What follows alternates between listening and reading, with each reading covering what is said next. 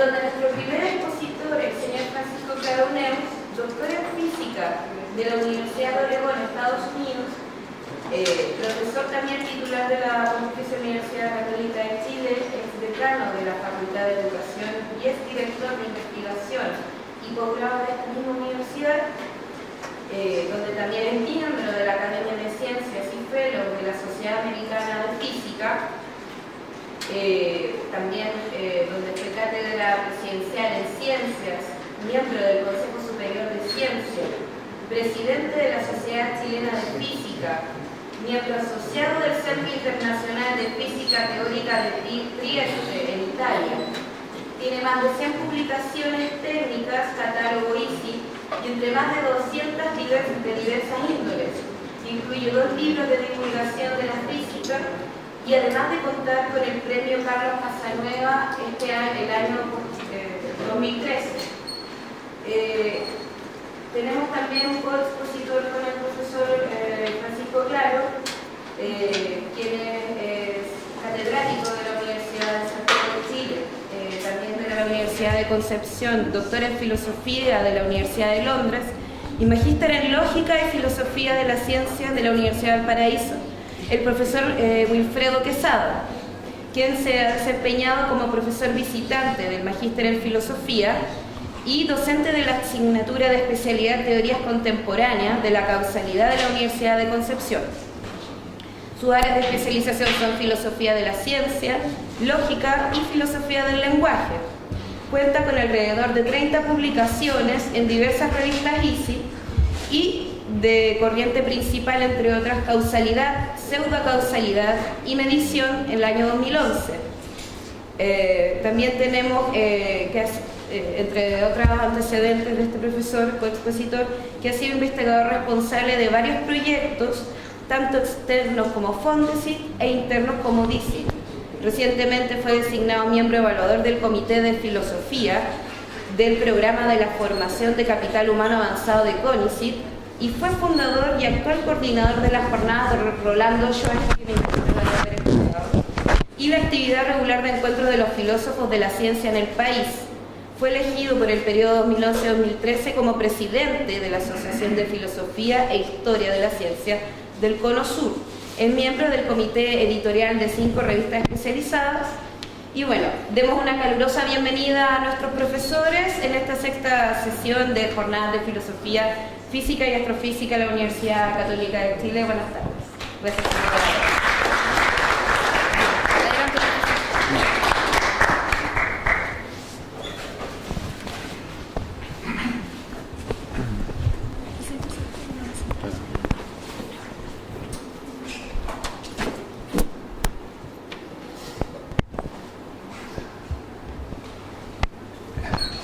Agradecer en primer lugar la invitación a este encuentro, a este seminario. Recuerdo personas que están aquí en la primera fila, con los cuales nos juntamos con propósitos similares hace ya una buena cantidad de tiempo, en tiempos en que Rolando Schwarzkopf era decano de esta facultad de matemáticas, en honor del cual este edificio fue nombrado. Así que un poco un homenaje a él en esta ocasión.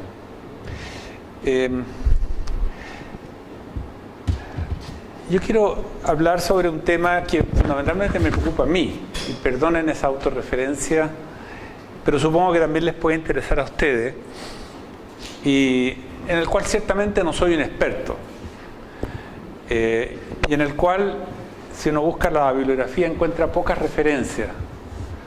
Sin embargo, me parece que es muy importante, y ese tema tiene que ver con algo que sí es muy cotidiano, digamos. Si me permites, estos 2 vasos. Yo voy a hacer aquí 2 demostraciones. La primera, dejar caer mis llaves. Caen. Vuelvo a dejar caer mis llaves. Y vuelven a caer. Y lo hago 328 veces. Y la 329 digo, ajá, si la suelto van a caer. Y lo hago nuevamente la 329 y caen. Entonces, yo digo, tiene que haber una ley. Y puedo formular esa ley. Y puedo decir que mis llaves son esclavas de esa ley. La ley puede ser, por ejemplo, el suelo atrae a mis llaves. O puedo generalizarla y decir, la tierra atrae a todo lo que está cerca de ella. ¿Ya? Y puedo seguir generalizando y encontrarme con algunos problemas, como por ejemplo alguien me dice, ¿qué pasa con partículas que no son como las llaves? No tienen esta propiedad pesante de las llaves, son atraídas o no por la tierra, a lo mejor son excepciones y a lo mejor no son esclavas de esa ley, pueden ser esclavas de otra ley, como el caso de los fotones, que son las partículas de luz. Pero claramente mis llaves son esclavas de esta necesaria, de este necesario comportamiento. Por otro lado, aquí tengo dos vasos y yo tengo sed. ¿Ya? Entonces, yo lo que hago es tomar este vaso y sacar un trago. ¿Y por qué lo hice? Porque yo sé que este vaso es de ella y no quería interferir con su tomar de agua. Entonces tomé una opción libre y es que escogí el primer vaso que tenía más agua, así que a lo mejor convenía más, pero además por delicadeza con ella, para no interferir con su tomar de agua. Y yo digo, eso ocurrió en forma como una ley de la naturaleza, o ocurrió como un acto de libre voluntad mía, libre albedrío, diríamos. Entonces yo quiero como separar esas dos situaciones. Una situación cotidiana en que parece haber leyes que causan un comportamiento necesario y mis llaves no son libres de, por ejemplo, subir. Y la demostración es que cada vez que yo las tiro, las suelto, caen. Y otro comportamiento o otra situación en la cual te ha involucrado una persona como yo, y en el cual yo digo salud y me tomo un trago de agua, ejerciendo lo que yo quiero llamar aquí la libertad. Ahora, la pregunta acerca de ejercer la libertad es si esa libertad verdaderamente existe o es una ilusión. Y ese es un poco el tema que ha sido abordado históricamente, especialmente desde la filosofía originalmente, pero después desde la psicología. Y hay muchos personajes de la historia. Yo no quiero hablar de filosofía porque no soy filósofo y no me quiero meter en las patas de los caballos en esta audiencia, pero no puedo ignorar el hecho de que en la historia del pensamiento humano el tema del libre albedrío ha estado presente continuamente.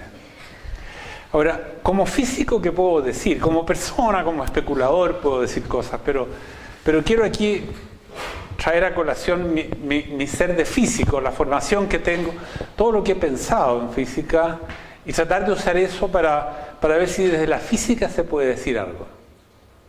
¿Ya? Supongamos que esta es la realidad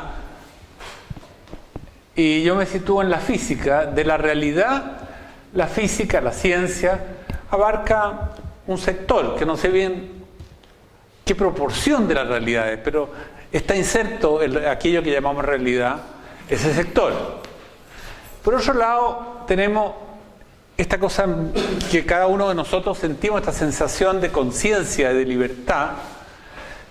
Y la pregunta que uno se puede decir, ¿existe alguna posibilidad de contacto entre lo que llamamos ciencia y lo que llamamos conciencia o libertad o sensación de libertad, o el tema ese que yo traje al principio? Yo creo que en general lo que se siente es que, si hablamos aquí no de la psicología está muy directamente centrada acá, pero si hablamos aquí de las ciencias duras, y en particular de la física y las matemáticas, yo diría que es justo pensar de que hay una brecha. O sea, la física, las matemáticas no han todavía sido capaces de abordar el problema del pensamiento. Puede haber físicos que han dicho cosas sobre el pensamiento, pero la física como disciplina se encuentra todavía distante de poder afirmar cosas sobre el pensamiento. ¿Significa eso que esa brecha ¿No se puede cerrar? No, para nada, porque la ciencia siempre ha traído sorpresas y uno podría decir, a lo mejor esa sorpresa entre las sorpresas que están en el futuro, está un acercamiento entre la física y su formulación histórica, digamos, y el acceso a la conciencia. Ahora, lo primero que quería recordarles un poco, porque sé que ustedes conocen el tema, es el determinismo newtoniano. El determinismo newtoniano viene a fines del siglo XVII, siglo XVIII, y es una época en que es maduro, la cultura está madura para hablar de determinismo.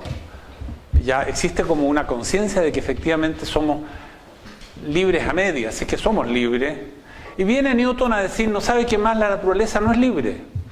La naturaleza obedece leyes y los planetas giran en torno al Sol obedeciendo a leyes, y las leyes las conocemos y las podemos trabajar computacionalmente.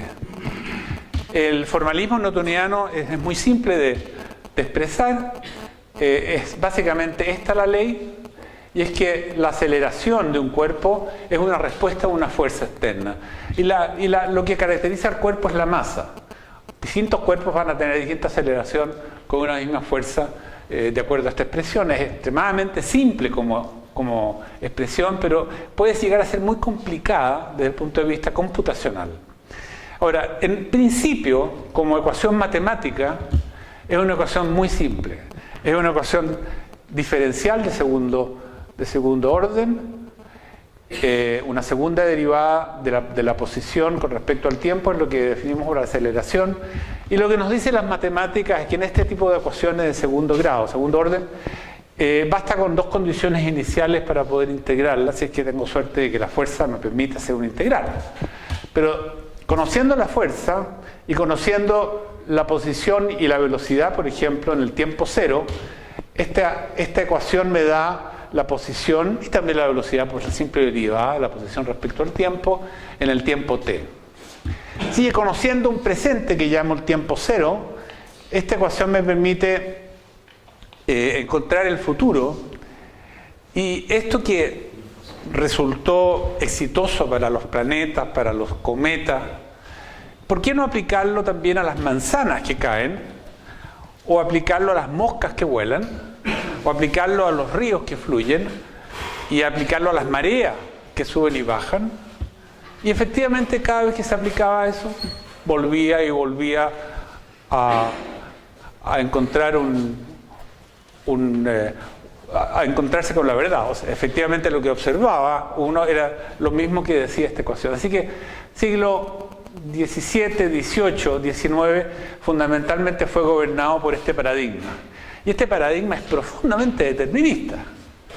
Porque si yo conozco el presente, el futuro, al menos en las variables que este paradigma trabaja, que son la posición y velocidad, no podemos abarcar todo de un viaje, pero por lo menos en esas variables que podemos controlar, es claro, absolutamente claro, de que el mundo es determinista. Y por ahí tenemos esa cita famosa de Laplace en su libro Teoría Analítica de la Probabilidad, en una edición del año 1814. En la introducción escribe textualmente: una inteligencia capaz de conocer todas las fuerzas que animan la naturaleza, así como la posición, el X, momentánea de todo lo que en ella existe, y además sea tan vasta que pueda someter todos estos datos a análisis matemático, sería capaz de incluir en una sola fórmula el movimiento de los cuerpos más grandes y de los átomos más pequeños. Nada sería incierto para ella, tanto el futuro como el pasado estarían presentes ante sus ojos. En la perfección que la mente humana ha sido capaz de dar a la astronomía se encuentra un ejemplo modesto de esa inteligencia. Sí, Laplace como que encapsula en un párrafo, digamos, lo que se venía gestando, lo que se venía sintiendo, lo que se venía experimentando, especialmente durante el siglo XVIII con cálculos astronómicos, de que había un determinismo en la naturaleza. Aquí Laplace, que yo vea, no se refiere a la conciencia. Pero lo intuye, porque la conciencia está en la naturaleza, está apoyada o inserta en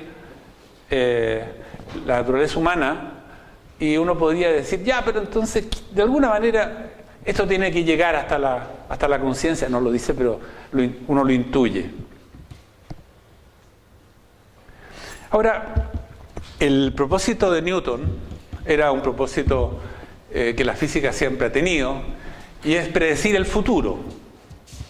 O también explicar el pasado. Por ejemplo, si hubo un terremoto, uno quiere poder explicar ese terremoto en base a la información que yo tenga acerca de cómo se producen los terremotos, y ese terremoto en particular, el efecto que tuvo, tiene que haber obedecido a la causa que lo generó. Así que ese es el sueño de la física, predecir el futuro y explicar el pasado. Ahora, si uno analiza realmente la segunda ley de Newton, quiero pasearlos por eso, en el fondo estamos hablando de lo siguiente: tomamos un tiempo presente y ahí esta variable, llamémosla X, tiene un cierto valor, y cuando uno hace correr el tiempo, esa variable se mueve, digamos, de alguna manera, de acuerdo a las fuerzas que actúan para moverla. La estrategia de Newton es decir, bueno, este pedazo de la curva es muy chueco. No puedo basar en este pedazo de la curva la información que me permita hacer una extrapolación hacia el futuro, pero lo más sensato es hacer que ese pedazo de la curva y el delta t que está asociado a él, el intervalo de tiempo asociado a él, hacerlo tender a cero, cosa de quizás en el límite, cuando el tiempo es igual a cero, ya tengo toda la información necesaria para hacer un proceso matemático que me dé la forma de la curva. Esa es la estrategia de Newton, por lo menos tal como la vemos hoy día. Y es lo que nos lleva a lo que se llama el cálculo diferencial, ¿cierto? Entonces, para hacer eso, lo que tenemos que hacer es interpretar F igual a M por A de la siguiente manera. A, la aceleración, es el límite cuando el cambio en velocidad que se produce en la posición en el movimiento de un cuerpo es acompañada con un intervalo de tiempo que se hace tender a cero. Entonces, A como una derivada de la velocidad es el límite cuando delta t tiende a cero de ese cociente. Ahora, ¿qué es lo que es B, que está involucrado en el cociente? Es el límite cuando también delta t tiende a cero del cociente entre el cambio de posición y el tiempo transcurrido. Eso todo lo sabemos clarito, pero les hago notar aquí que este delta t que tiende a cero necesariamente hace que en un mundo continuo hace que delta b tienda a cero y delta x tienda a cero. Así que para que esta ley tenga sentido, yo tengo que hacer delta t tender a cero, y con eso necesariamente obligar a delta x y a delta b tender a cero. Ni un problema, salvo lo que descubrió la física cuántica. Y es que delta x y delta b, estas dos magnitudes aquí en el numerador, no las puedo hacer tender simultáneamente a cero. Están limitadas por el principio de incertidumbre de Heisenberg, que obliga al producto de estas dos magnitudes a ser mayor que un cierto valor. Esta es la constante de Planck dividida por 2pi, esta es la masa de la partícula que esté uno estudiando. Así que, de alguna manera, si esto es cierto, y si esto se valida, cosa que ocurrió con la física cuántica, entonces este esquema se cae. Porque no podemos ir al límite que este esquema requiere. Ahora, uno podría decir, ¿por qué funciona? ¿Por qué los planetas siguen haciendo lo que estas ecuaciones le dicen? Bueno, porque la granularidad que obliga a que nos lleva a esto en esos problemas no tiene importancia. El problema es cuando la granularidad a que lleva un delta t tende a cero, por ejemplo, si en realidad empiezan a importar los átomos, o sea, una piedra continua, no me preocupa para su movimiento tanto que el delta x tienda a cero, porque no tiene ninguna relevancia el tamaño atómico al interior de la piedra para el comportamiento de ella, ¿no es cierto? El problema es cuando yo me meto a ese mundo en que la granularidad es fundamental. Y delta X tendiendo a cero no da cuenta de esa granularidad en forma continua, no puede dar cuenta en forma continua. Entonces, nada más que para dramatizar la diferencia de los dos entornos, el entorno de los planetas y el entorno de los átomos, quiero mostrar el efecto de la incerteza en ambos casos, con un ejemplo en cada caso. Supongamos que queremos localizar una moneda de 50 pesos con la precisión de 1 milímetro. O sea, alguien me pregunta, oye, ¿tenéis 50 pesos? Sí, pero ¿dónde están? Están encima de mi escritorio, pero ¿en qué parte del escritorio? Mira, están al lado de la lapicera, como 1 milímetro de distancia del borde.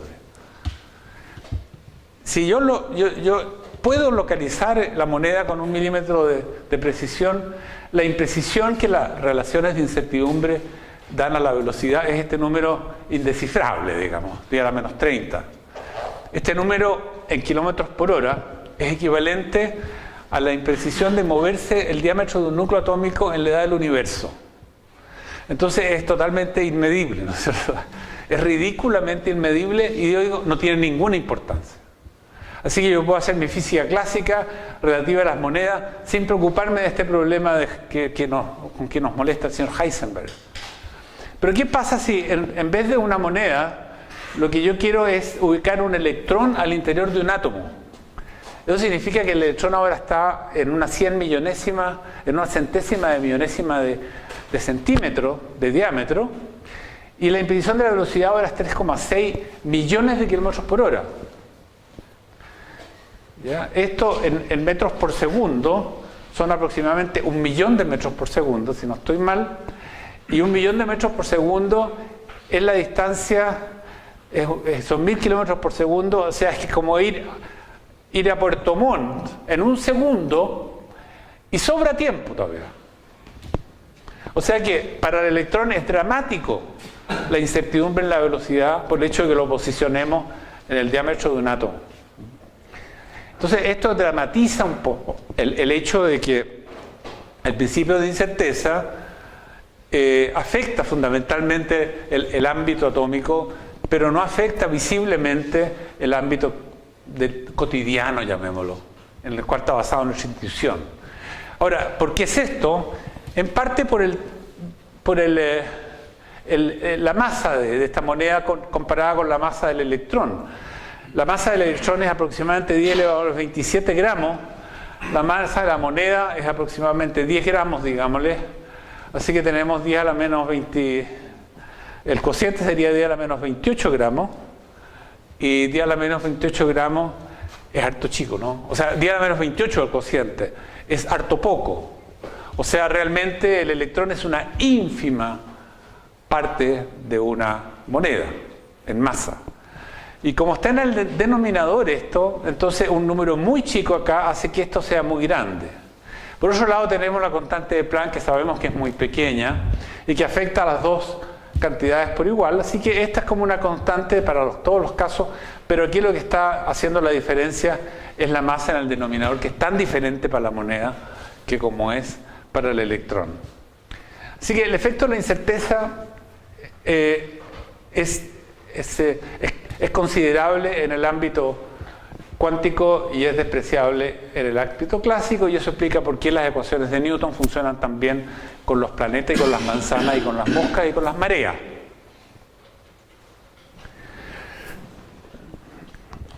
Ese esquema es, como decía, determinista, lo que significa que, conocido el presente, el futuro está desplegado, digamos. Yo puedo computacionalmente acceder al futuro, puedo decir qué va a pasar en una hora más, puedo decir cómo va a ser la posición de la Luna quizás en 3 meses más, y eso lo puedo hacer computacionalmente con algún modelo de computación que me lleva de un tiempo t1 a un tiempo t2 a través de una trayectoria en un diagrama posición-velocidad. Totalmente determinista. Por otro lado, tenemos el mundo cuántico, donde la imprecisión en la velocidad y en la posición como producto me obliga a partir no de un punto, sino que de un área. Y al partir de un área, y por lo tanto no poder definir qué punto del área es la inicial, yo puedo llegar a cualquier parte. ¿no es cierto? Porque partiendo de acá, a lo mejor hago esta misma trayectoria, pero si parto un poquito más acá voy a llegar a otra parte. Entonces, en definitiva, hay un abanico de futuros en lo que la incertidumbre me sitúa antes y yo no tendría que decir, bueno, ¿qué hago ahora?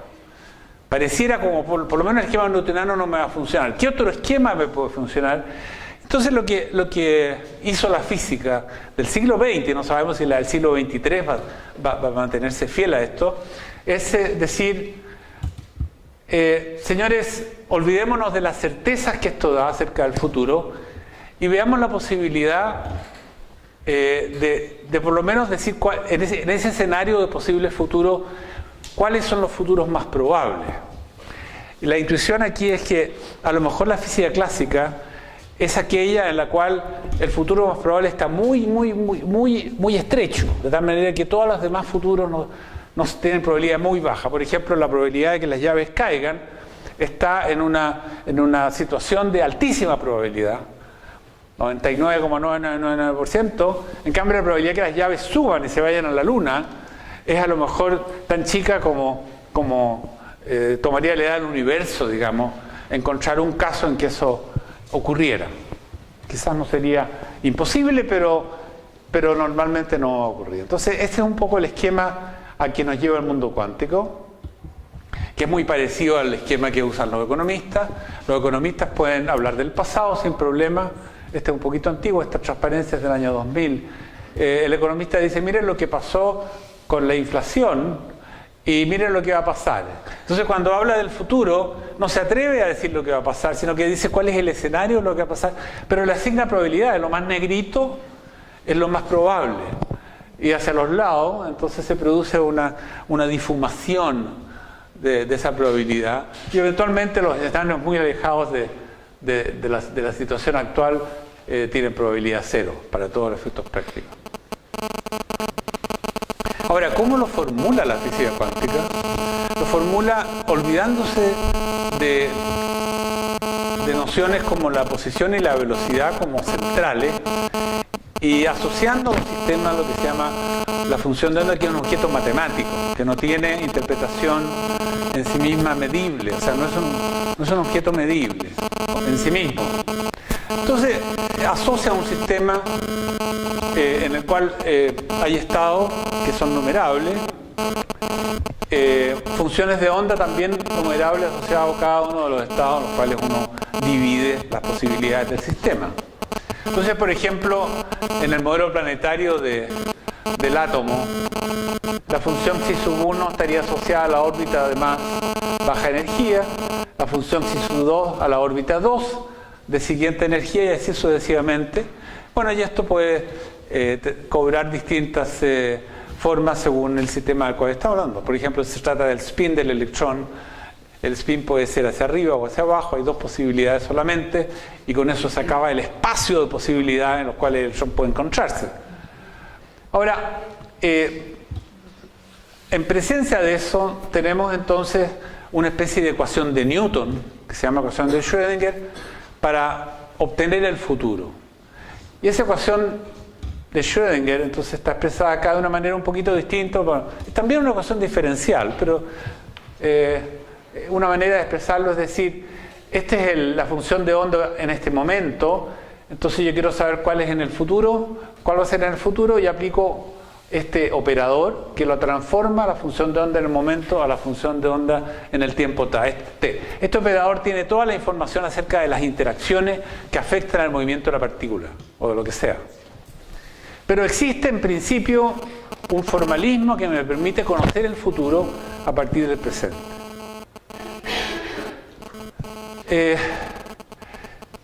Ahora, este formalismo es medio extraño porque no habla de magnitudes directamente medibles, sino que de estados descritos por una función de onda. Ahora, uno puede acceder a las magnitudes medibles a través de operaciones estadísticas. Voy a explicar un poquito lo que quiero decir aquí. Por razones matemáticas, siempre este es un conjunto que se llama un conjunto completo de funciones que permite expandir la función de onda en términos de ese conjunto completo de funciones. Y desde el punto de vista de la interpretación física de esta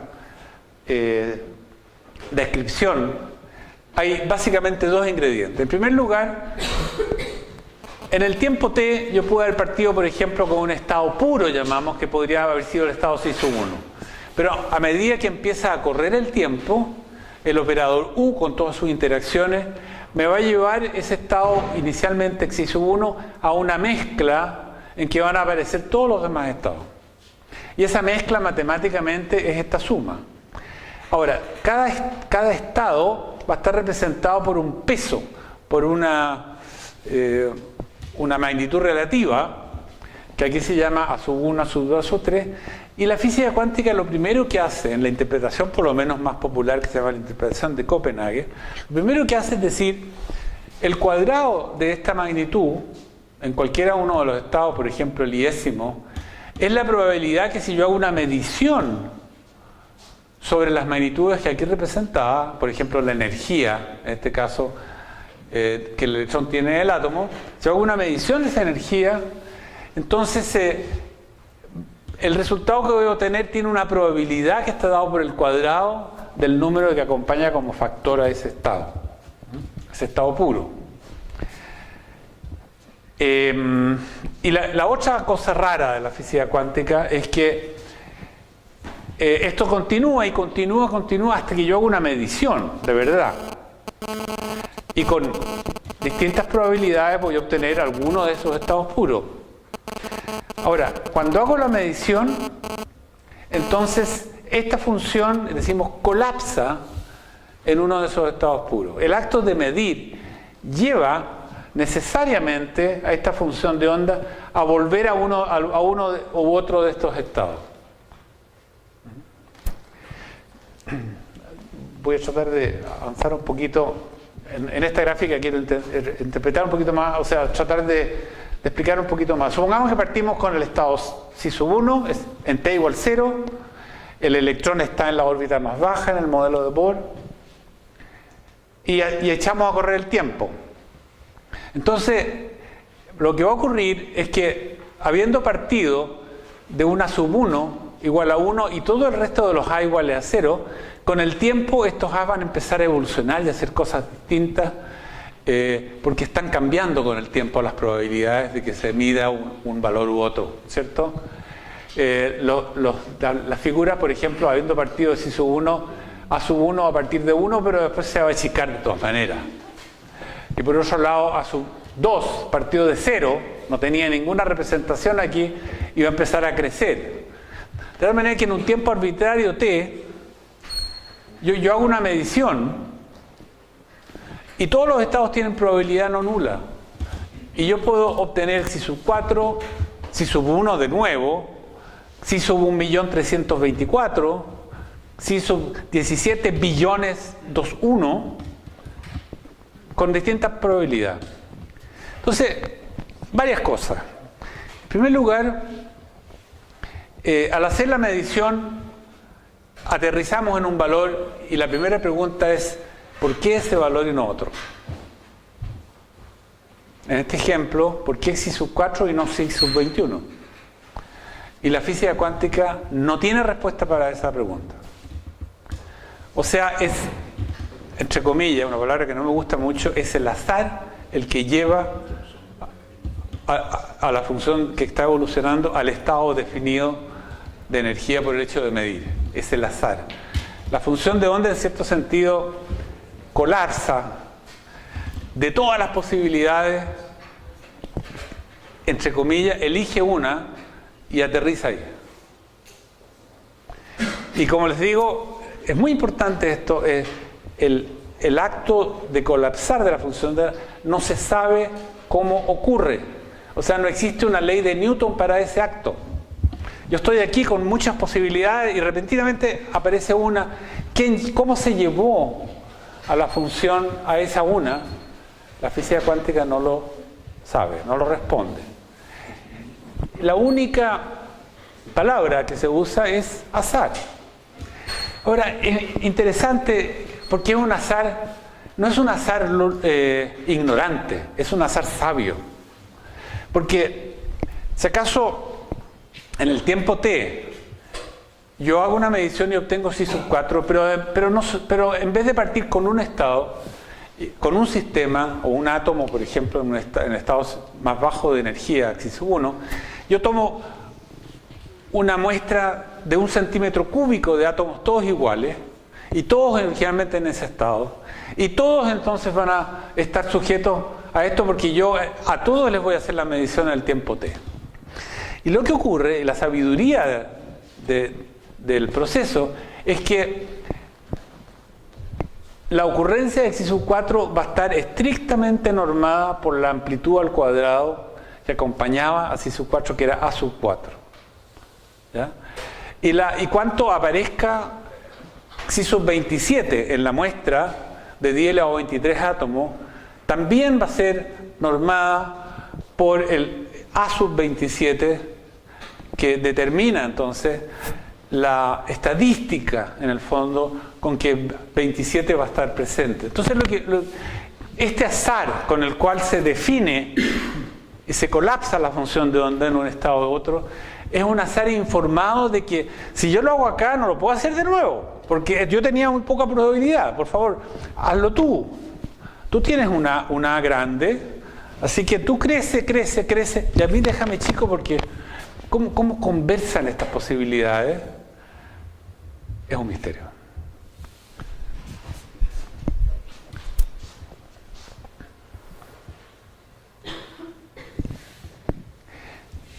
Ahora, esto ocurre en los átomos, ¿no es cierto? En dominio en el cual la incertidumbre es la que gobierna todo.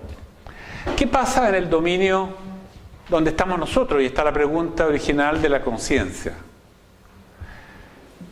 Y aquí quiero traer a colación. A ver, yo quiero decir una cosa con toda claridad. No esperen que yo dé respuesta a las preguntas que estoy planteando, sino que yo digo que la física cuántica no sabe eso. No sabe, no, yo tampoco sé. Pero quiero dejar plantear la pregunta: ¿por qué ocurre eso? ¿Y cuál es el capricho que llevó a la función de onda a aterrizar en psi sub 4? Si es que hay un capricho.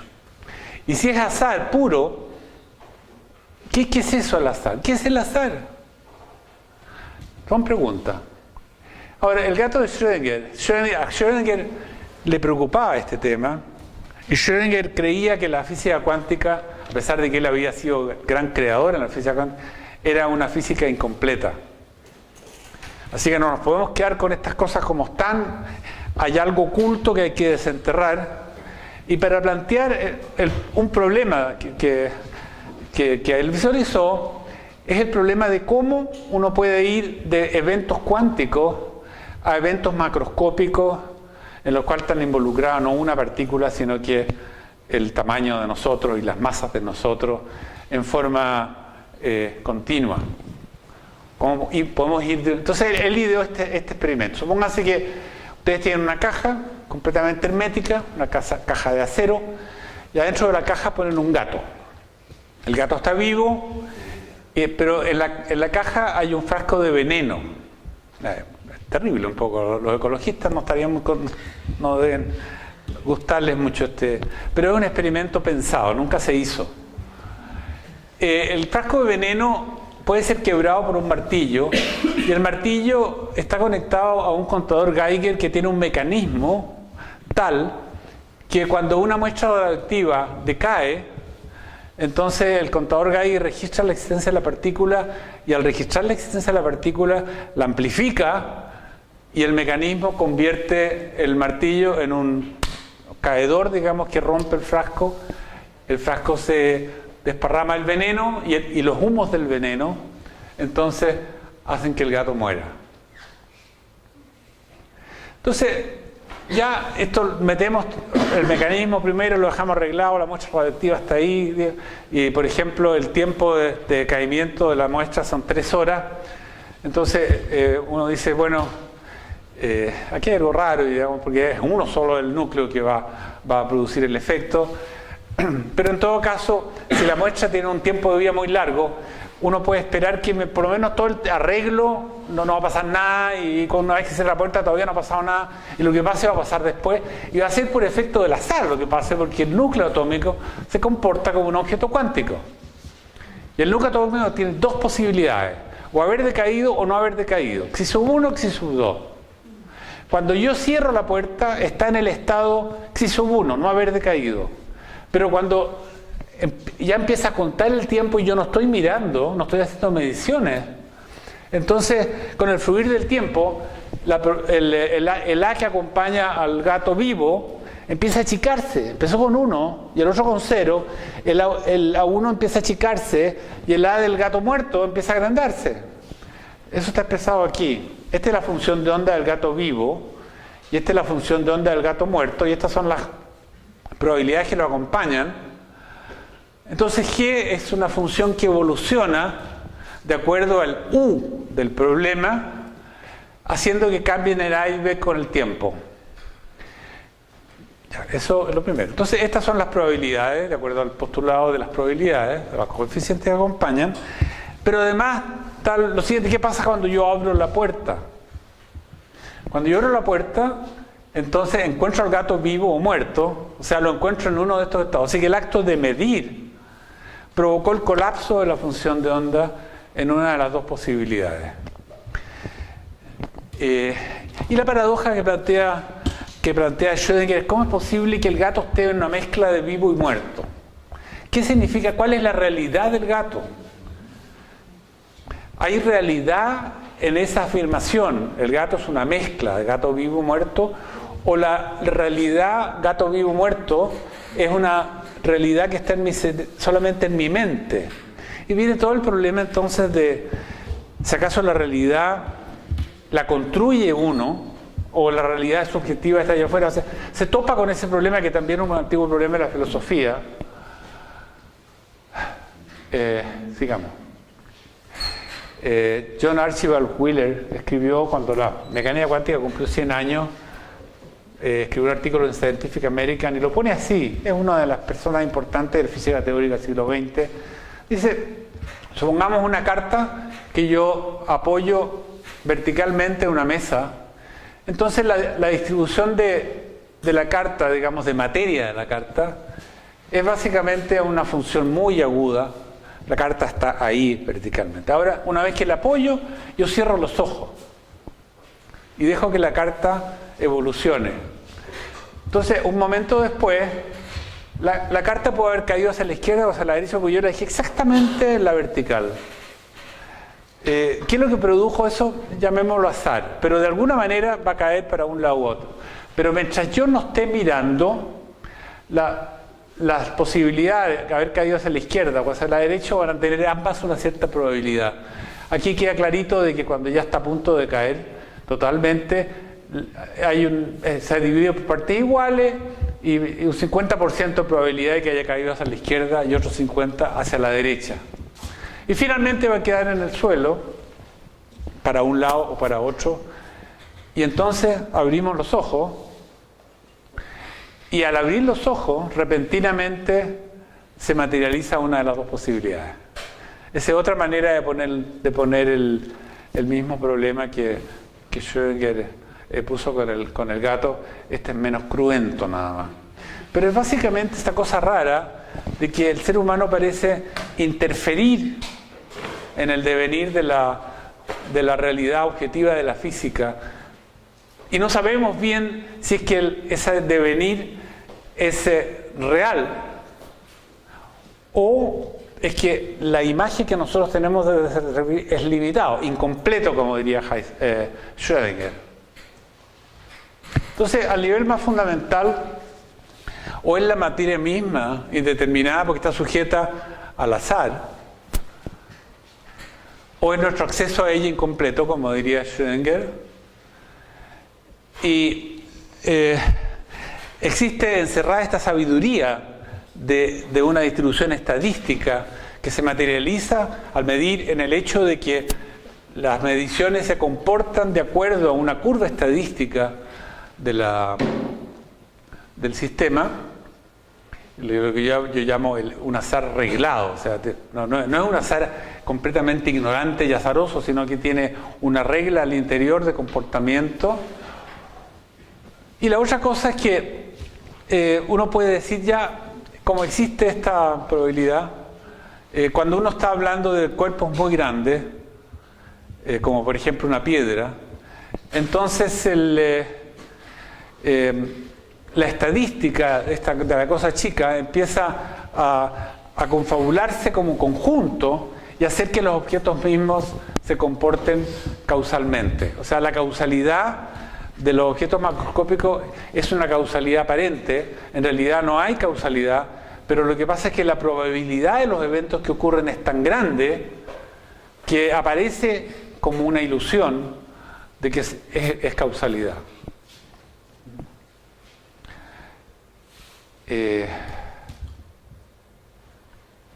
Bien, ahora quiero hacerme la pregunta,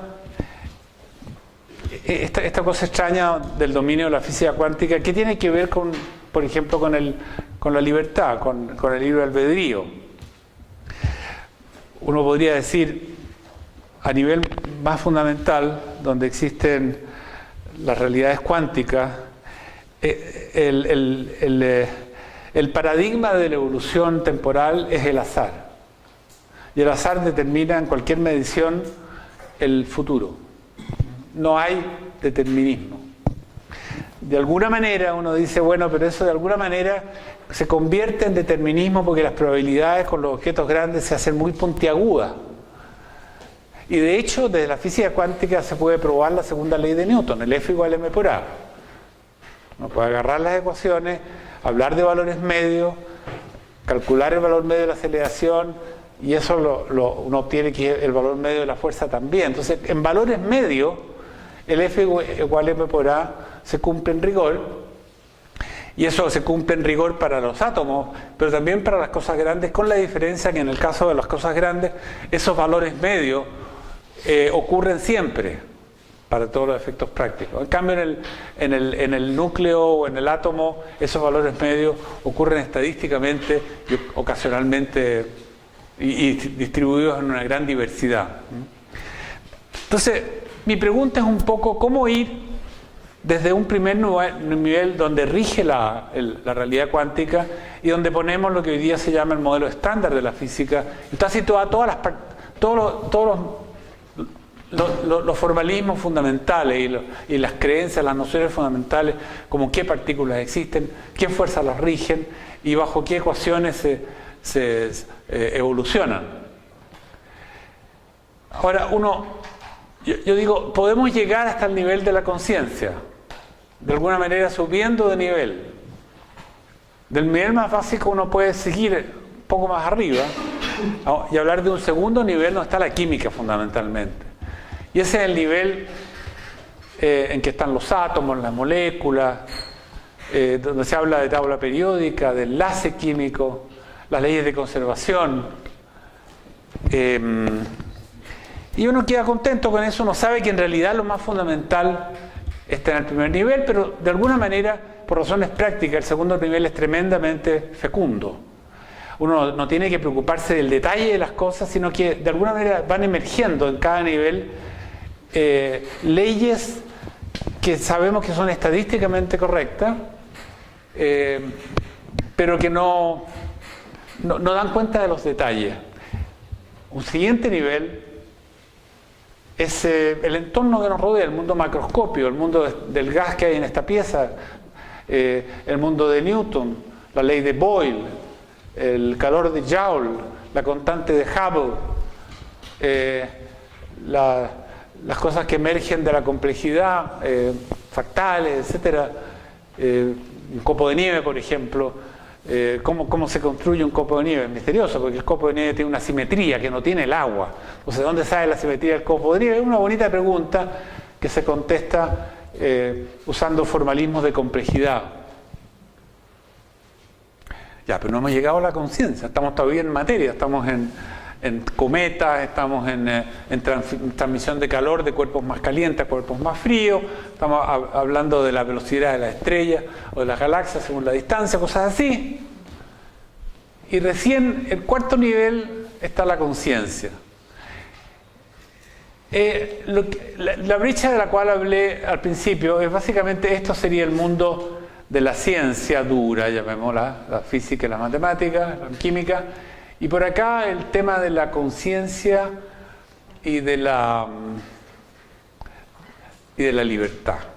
Entonces, yo lo que quiero decir es que por lo menos hasta donde yo he podido informarme, uno puede transitar así sin problema, es todo práctico, es todo feliz, incluso uno puede transitar de vuelta, por ejemplo, la ley de Boyle, uno la puede demostrar en los cursos de física elemental, porque funciona la ley de Boyle, hace modelo y va hacia abajo hablando de átomos, y los átomos producen la ley de Boyle. Y yo puedo perfeccionar la ley de Boyle, usar viriales y cosas raras, palabras extrañas, y hacer programas de computabilidad de realidades más finas.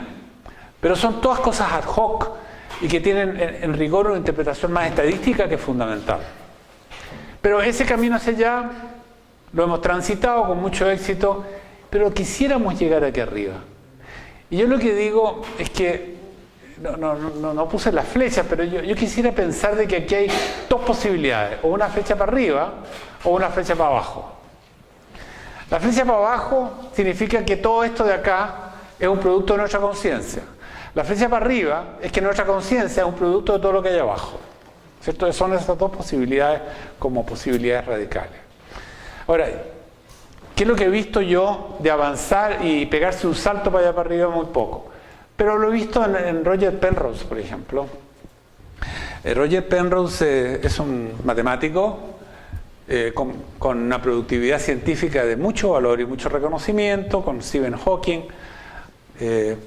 Tuvo algunos trabajos muy importantes en cosmología, pero también se puso a pensar acerca del tema de la física cuántica y de qué forma uno podría irse bypaseando todo esto, de alguna manera conectar el primer nivel con el cerebro.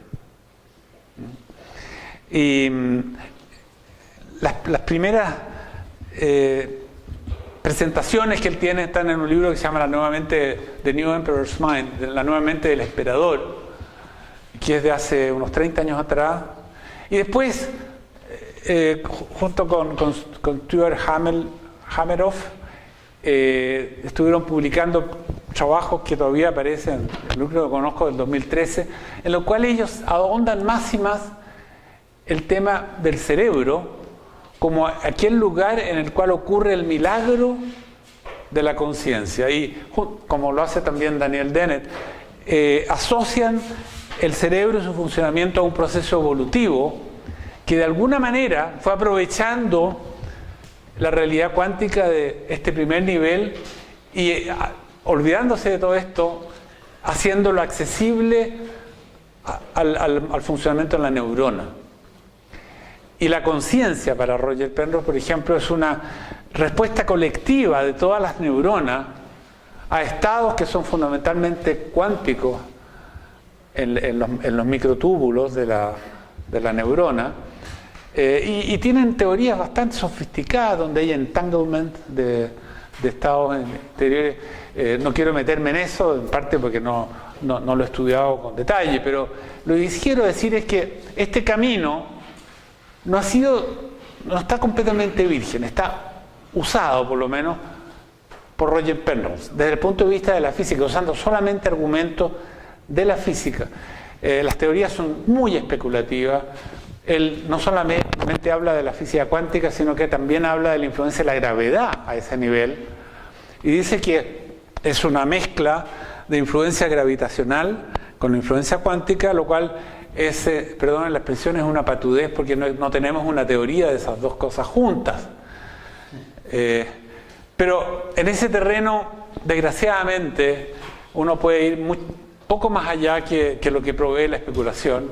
Pero es interesante, por lo menos, relatar el caso de un físico matemático de mucho prestigio, mucho renombre, que se ha preocupado del tema y que ha podido abordar entonces la pregunta inicial. Entonces yo pregunto, para terminar, ¿será posible un determinismo blando? O sea, ese determinismo que nosotros vemos en las piedras, que de alguna manera también determina los procesos de nuestro cerebro, pero en el cual la naturaleza encontró formas como de pitar, como decimos, de llevar al terreno de la neurona la apertura cuántica. O sea, esa incertidumbre que hay a nivel cuántico, esa acción de un azar desconocido, pero regulado de alguna manera, ¿no? No es completamente bruto, sino que regulado, y que haya hecho posible que evolutivamente el cerebro humano haya aprovechado esa cosa para permitirle hacer elecciones. Y al hacer elecciones reales, poder evolucionar para su beneficio. O sea, en algún momento de la evolución, la capacidad de decidir algo pudo ser evolutivamente ventajoso, y eso pudo privilegiar entonces el despertar de estos mecanismos cuánticos al interior de cosas macroscópicas, como son las neuronas. No son muy macroscópicas, pero casi, ¿no?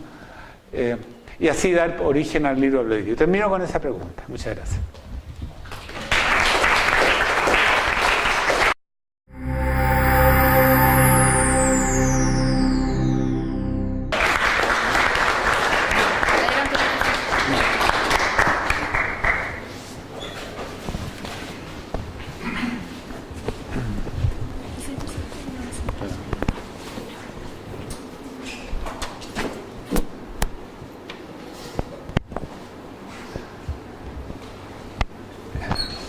Agradecer en primer lugar la invitación a este encuentro, a este seminario. Recuerdo personas que están aquí en la primera fila, con los cuales nos juntamos con propósitos similares hace ya una buena cantidad de tiempo, en tiempos en que Rolando Chuaki era decano de esta facultad de matemáticas, en honor del cual este edificio fue nombrado. Así que un poco un homenaje a él en esta ocasión.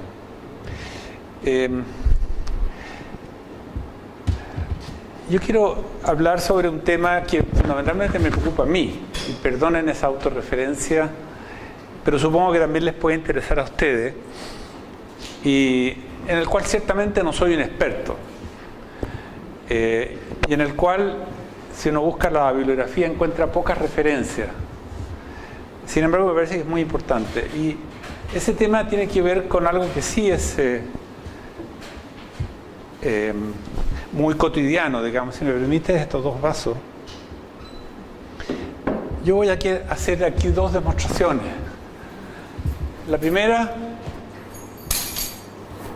¿y por qué lo hice? Porque yo sé que este vaso es de ella y no quería interferir con su tomar de agua. Entonces tomé una opción libre, y es que escogí el primer vaso que tenía más agua, así que a lo mejor convenía más, pero además por delicadeza con ella, para no interferir con su tomar de agua. Y yo digo, eso ocurrió en forma como una ley de la naturaleza, o ocurrió como un acto de libre voluntad mía, libre albedrío, diríamos. Entonces yo quiero como separar esas dos situaciones. Una situación cotidiana en que parece haber leyes que causan un comportamiento necesario, y mis llaves no son libres de, por ejemplo, subir. Y la demostración es que cada vez que yo las tiro, las suelto, caen. Y otro comportamiento o otra situación en la cual está involucrado una persona como yo, y en el cual yo digo salud y me tomo un trago de agua, ejerciendo lo que yo quiero llamar aquí la libertad. Ahora, la pregunta acerca de ejercer la libertad es si esa libertad verdaderamente existe o es una ilusión. Y ese es un poco el tema que ha sido abordado.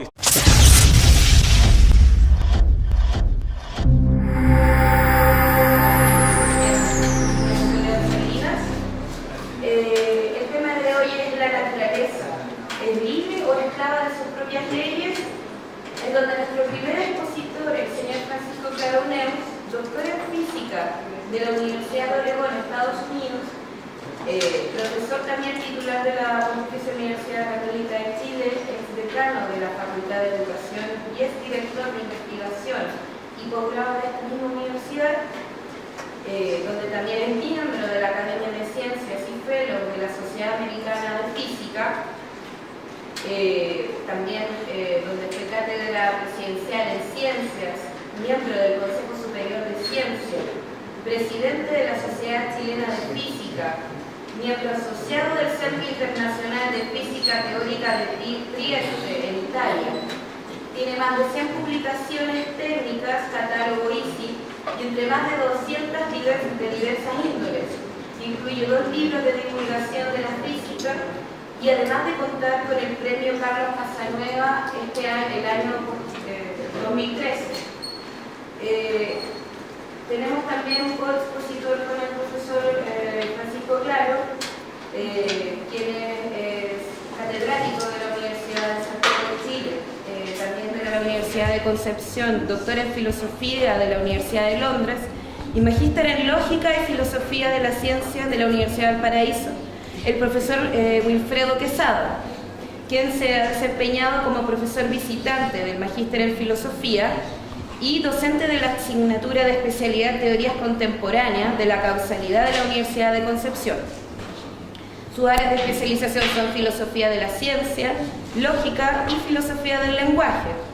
Cuenta con alrededor de 30 publicaciones en diversas revistas ISI y de corriente principal, entre otras, Causalidad, Pseudocausalidad y Medición en el año 2011. También tenemos entre otros antecedentes de este profesor coexpositor, que ha sido investigador responsable de varios proyectos, tanto externos como Fondesit e internos como DICIT. Recientemente fue designado miembro evaluador del Comité de Filosofía del Programa de la Formación de Capital Humano Avanzado de CONICET y fue fundador y actual coordinador de las jornadas de Rolando Schwartz y la actividad regular de encuentros de los filósofos de la ciencia en el país. Fue elegido por el periodo 2011-2013 como presidente de la Asociación de Filosofía e Historia de la Ciencia del Cono Sur. Es miembro del comité editorial de 5 revistas especializadas. Y bueno, demos una calurosa bienvenida a nuestros profesores en esta 6ª sesión de jornadas de Filosofía, Física y Astrofísica de la Universidad Católica de Chile. Buenas tardes. Gracias. Caen mis llaves. Caen. Vuelvo a dejar caer mis llaves. Y vuelven a caer, y lo hago 328 veces, y la 329 digo, ajá, si la suelto van a caer. Y lo hago nuevamente la 329 y caen. Entonces yo digo, tiene que haber una ley. Y puedo formular esa ley, y puedo decir que mis llaves son esclavas de esa ley. La ley puede ser, por ejemplo, el suelo atrae a mis llaves. O puedo generalizarla y decir, la tierra atrae a todo lo que está cerca de ella. ¿Ya? Y puedo seguir generalizando y encontrarme con algunos problemas, como por ejemplo alguien me dice, ¿qué pasa con partículas que no son como las llaves? No tienen esta propiedad pesante de las llaves, son atraídas o no por la tierra, a lo mejor son excepciones y a lo mejor no son esclavas de esa ley, pueden ser esclavas de otra ley, como el caso de los fotones, que son las partículas de luz. Pero claramente mis llaves son esclavas de esta necesaria, de este necesario comportamiento. Por otro lado, aquí tengo 2 vasos y yo tengo sed. ¿Ya? Entonces, yo lo que hago es tomar este vaso y sacar un trago.